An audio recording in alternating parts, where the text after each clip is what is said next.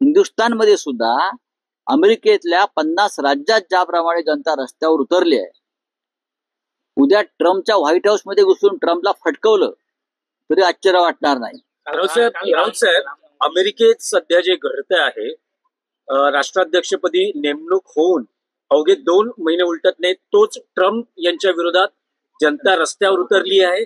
त्यांना उद्योगपती Elon Musk यांची ट्रम्पशी असलेली युती मान्य नाही आणि तो असंतोष अमेरिकेच्या रस्त्यावर पाहायला मिळतोय. अमेरिकेच्या जनतेचं त्याबद्दल अभिनंदन केलं पाहिजे. लोकशाही काय असते आणि लोकशाही वाचवण्यासाठी जनता काय करू शकते हे भारताच्या स्वातंत्र्य लढ्यात जसं दिसलं तसं आता अमेरिकेत दिसलंय. अमेरिकेतल्या 50 राज्याची जनता, 50 राज्यातली जनता ही ट्रम्प आणि उद्योगपती मस्क म्हणजे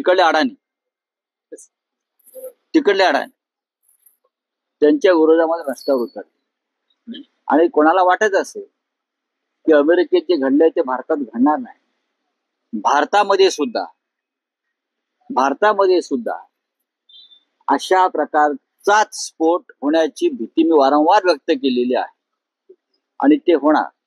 हा देश विकला जातोय, जसं अमेरिका एलन मस्कला विकली जाते तसं हा देश मोदी आणि अमित शहाच्या लाडक्या उद्योगपतींना विकला जातोय.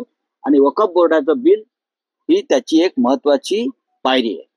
सर्व काही अडाणींच्या घशात जात आहे, हे स्पष्ट दिसतं. धारावीपासून ते वक्फ बोर्डापर्यंत एलन मस्कला सुद्धा त्याच पद्धतीनं अमेरिका विकली जाते ट्रम्पकडून.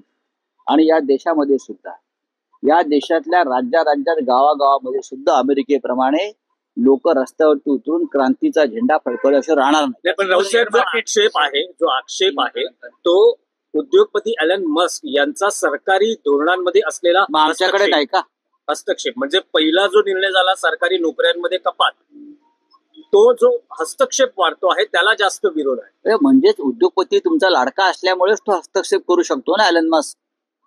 जशा देशामध्ये, या देशामध्ये 2 किंवा 4 उद्योगपती या देश चालवतायत, हस्तक्षेप करतायत, त्यांच्या सोयीनं धोरणं बदलली जात आहेत, कामगार कायदे बदलले जात आहेत. त्यांच्यासाठीच आहे ना. लोक रस्त्यावरती देशात सुद्धा येणार आहेत.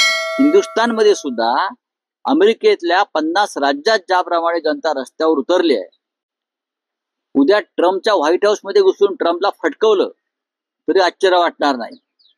या देशात सुद्धा तेच घडणार. म्हणून मी वारंवार म्हणतोय की नरेंद्र मोदी 2025चा काळ पूर्ण करतील का, मला शंका वाटते.